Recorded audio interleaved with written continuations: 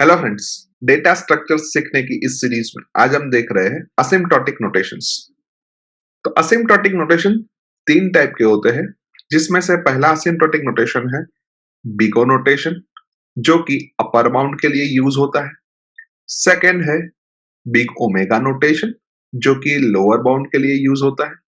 And third है big theta notation, जो कि एवरेज बाउंड के लिए यूज होता है। तो वन बाय वन हम सभी नोटेशन को देखें। तो सबसे पहले बिगो नोटेशन क्या है।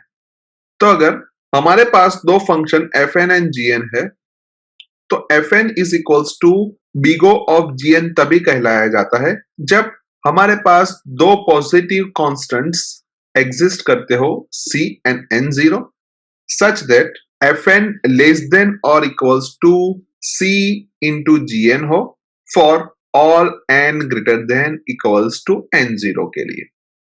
लेट्स से उसको हम एक एग्जांपल के तौर पे देखें तो हमारे पास एक फंक्शन है F N is equals to 5n+4। अभी हमें ये इनइक्वालिटी प्रूव करनी है कि एफ एन लेस देन और equals to C into ji N होना चाहिए। अभी हम एफ एन की वैल्यू को पुटअप करें तो हम ऐसा कह सकते हैं कि 5n+4 लेस देन और equals to C into ji N होना चाहिए। अभी यहाँ पे हम c की वैल्यू भी कोई भी ले सकते हैं एंड gn की वैल्यू भी कोई भी ले सकते हैं। तो हमने यहाँ पे एज्यूम की कि c की वैल्यू अगर 9 है और gn की वैल्यू अगर n है, तो हम ऐसा कह सकते हैं कि हमारी इनइक्वालिटी 5n+4 लेस देन और इक्वल्स टू 9n होती है। अभी हम यहाँ पे n की वैल्यू अगर 1 पुटअप करें तो हमारा LHS 9 होता है और हमारा RHS भी 9 होता है, यानी कि हमारी इक्वालिटी 9 लेस देन और इक्वल्स टू 9 सही होती है। अगर हम n की वैल्यू 2 पुटअप करें तो लेफ्ट हैंड साइड हमारी 14 होती है एंड राइट हैंड साइड हमारी 18 होती है, जो भी हमारी इनइक्वालिटी को सही करता है। अभी n की वैल्यू अगर हम यहाँ पे 3 रखें तो हमारी लेफ्ट हैंड साइड 19 होती है और हमारी राइट हैंड साइड 27 होती है, यानी कि फिर से हमारी इनइक्वालिटी सही होती है। यानी कि हम ऐसा कह सकते हैं कि n की वैल्यू ग्रेटर देन और इक्वल्स टू 1 के लिए हमारी ये इक्वालिटी ऑलवेज सही होती है। और हमने आगे देखा था कि हमें एक ऐसा n0 फाइंड करना है जहां पे ये इक्वालिटी हमेशा सही हो। यानी अगर हम n ग्रेटर देन और इक्वल्स टू 1 को n ग्रेटर देन और इक्वल्स टू n0 के साथ अगर कंपेयर करें तो n0 की वैल्यू 1 हो जाती है। यानी कि हम अभी ऐसा कह सकते हैं कि F N is equals to big O of n, और ये n और कुछ नहीं है लेकिन gn की वैल्यू है। यानी कि हम ऐसा कह सकते हैं कि ये जो हमने फंक्शन लिया है वो फंक्शन का ग्रोथ लीनियर वे में आगे बढ़ रहा है, जहां पे हमने c की वैल्यू 9 और n0 की वैल्यू 1 एज्यूम की है। तो अभी हमें क्वेश्चन ये अराइज होता है कि हम gn की वैल्यू और कुछ ले सकते हैं या c की वैल्यू और कुछ ले सकते हैं या फिर n0 की वैल्यू कुछ और ले सकते हैं। तो लेट अस से हम इसी एग्जांपल को एक और तरीके से देखें तो हमारे पास फंक्शन वही का वही है 5n+4 और हमें ये इनइक्वालिटी को ट्रू करना है किसी एक n0 एंड c के लिए। तो सबसे पहले स्टेप के अंदर हमने fn की वैल्यू को as it is put up कर दिया।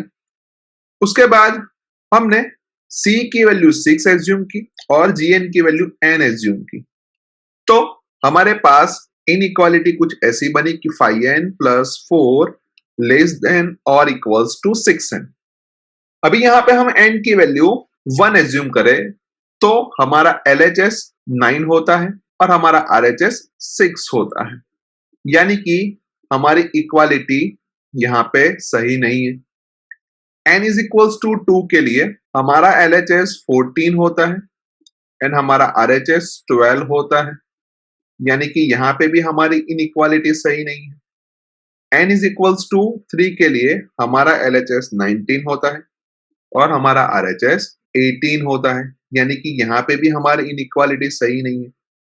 n इज इक्वल्स टू 4 के लिए हमारा LHS 24 होता है और हमारा RHS भी 24 ही होता है, यानी कि अब हमारी इक्वालिटी सही होती है। अभी हम n इज इक्वल्स टू 5 के लिए देखें तो हमारा LHS 29 होता है और हमारा RHS 30 होता है, यानी कि यहाँ पे भी हमारी इक्वालिटी सही होती है।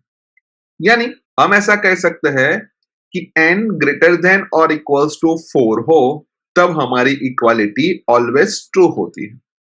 यानी अगर हम n ग्रेटर देन और इक्वल्स टू 4 को n ग्रेटर देन और इक्वल्स टू n0 के साथ कंपेयर करें तो हमारी n0 की वैल्यू और कुछ नहीं है लेकिन 4 है। यानी हम फिर से ऐसा कह सकते हैं कि हमारा जो फंक्शन है उसका growth rate big O of n है, जहां पे c की वैल्यू 6 एंड n0 की वैल्यू 4 है। यानी अगर हम दोनों तरीकों को ध्यान से देखें तो उसके अंदर हमारा जो भी ग्रोथ रेट आया वो बिग O ऑफ n ही आया है, लेकिन दोनों केस में c और n0 की वैल्यू चेंज हुई है। नाउ लेट्स से हम फिर से एक बार इसी एग्जांपल को लेते हैं जहां पे हम g ऑफ n की वैल्यू को चेंज करते हैं। तो हमारा फंक्शन है fn प्लस 4 और हमें इनइक्वालिटी प्रूव करनी है fn लेस देन और equals to c into gn, जहां पे सबसे पहले हमने fn की वैल्यू 5n प्लस 4 रख दी है। नेक्स्ट स्टेप के अंदर हमने ऐसा अज्यूम किया है कि c की वैल्यू हमारी 9 है और gn की वैल्यू हमारा n स्क्वायर है, यानी कि हमारी इनइक्वालिटी हुई 5n प्लस 4 लेस देन और इक्वल्स टू 9n स्क्वायर। अभी हम n की वैल्यू 1 लेके इक्वालिटी को चेक करें तो n इज इक्वल्स टू 1 के लिए हमारी LHS 9 होती है और हमारी RHS भी 9 होती है, यानी कि ये इक्वालिटी सही होती है। n इज इक्वल्स टू 2 के लिए हमारी LHS 14 होती है एंड हमारी RHS 36 होती है, जो भी परफेक्टली सही है। उसके बाद n इज इक्वल्स टू 3 के लिए हमारी LHS 19 होती है और हमारी RHS 81 होती है, यानी कि हमारी इक्वालिटी फिर से सही होती है।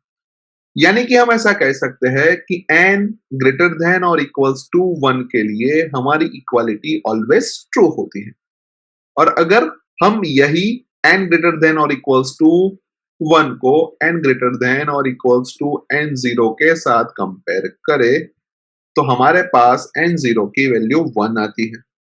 यानी कि हम ऐसा कह सकते हैं कि fn का ग्रोथ रेट है वो big O of n square है, क्योंकि हमने gn की वैल्यू n स्क्वायर एज्यूम की है, जहां पे c की वैल्यू 9 और n0 की वैल्यू 1।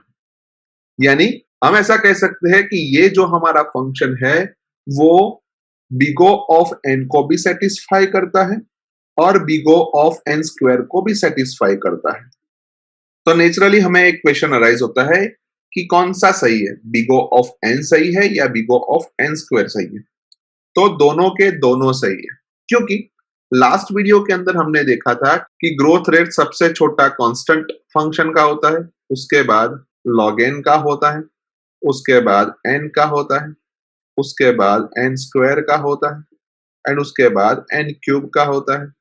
एंड अगर इसको हम आगे भी ले जाए तो उसके बाद 2 रेज टू n का होता है एंड उसके बाद हम ऐसा बोल सकते हैं कि n रेज टू n का होता है।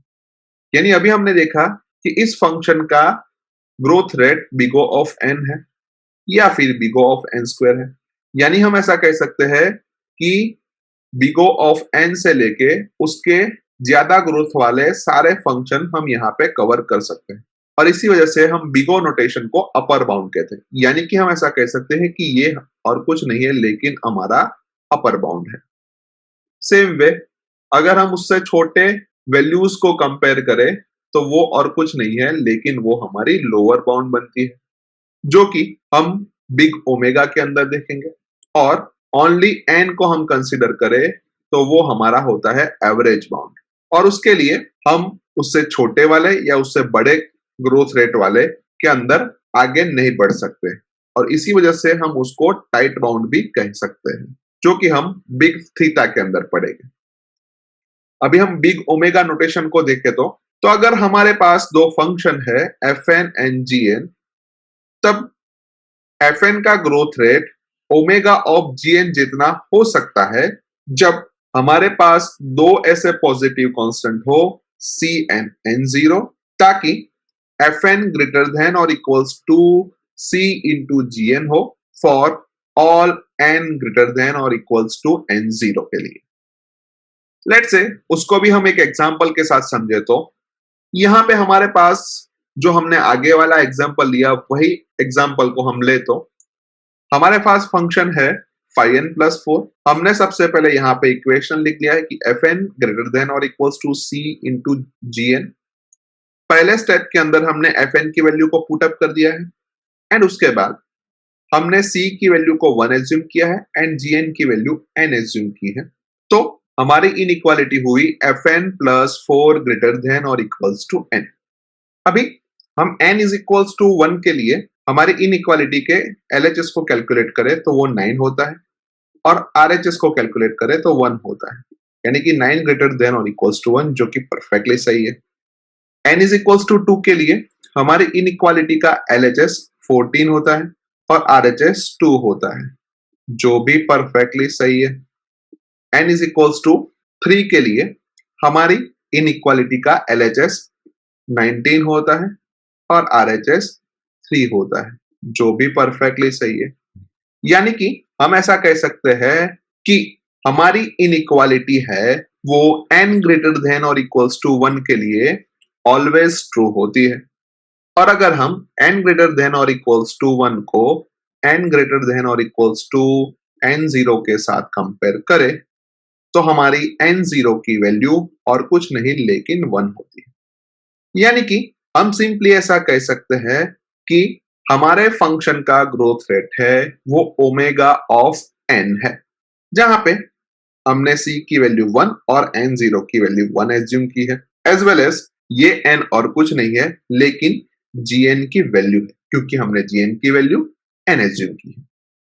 अभी यही फंक्शन को हम एक दूसरे तरीके से देखें तो जहां पे हमारा function F n five N plus four ही है और हमारी इनइक्वालिटी है एफ एन ग्रेटर देन और equals to C into g, जहां पे सबसे पहले स्टेप के अंदर हमने एफ एन की वैल्यू रखी है फाइव एन प्लस फोर और सेकेंड स्टेप के अंदर हमने सी की वैल्यू को 1 एज्यूम किया है as well as G N की वैल्यू को लॉग एन एज्यूम किया है।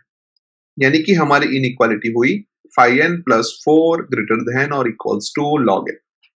अभी n इज इक्वल्स टू 1 के लिए हम हमारी इनइक्वालिटी का लेफ्ट हैंड साइड को चेक करें तो वो 9 होती है और राइट हैंड साइड हम चेक करें तो वो 0 होती है, यानी कि हमारी इनइक्वालिटी सही है। उसके बाद n इज इक्वल्स टू 2 के लिए हम इनइक्वालिटी को चेक करें तो हमारी इनइक्वालिटी का लेफ्ट हैंड साइड 14 होता है और राइट हैंड साइड 1 होता है, यानी कि वो भी परफेक्टली सही है। यानी कि हम ऐसा कह सकते हैं कि हमारी जो भी इनइक्वालिटी है वो n ग्रेटर देन और इक्वल्स टू 1 के लिए ऑलवेज ट्रू होती है। और अगर हम n ग्रेटर देन और इक्वल्स टू 1 को n ग्रेटर देन और इक्वल्स टू n0 के साथ कंपेयर करें तो हमारी n0 की वैल्यू और कुछ नहीं लेकिन 1 होती है। यानी कि हम ऐसा कह सकते हैं कि इस फंक्शन का growth rate omega of log n है, जहां पे c की वैल्यू 1 और n0 की वैल्यू 1 है और log n और कुछ नहीं है लेकिन gn की वैल्यू है। यानी हम ऐसा कह सकते हैं कि ये function omega of log n के साथ साथ ओमेगा ऑफ n को भी फॉलो करता है।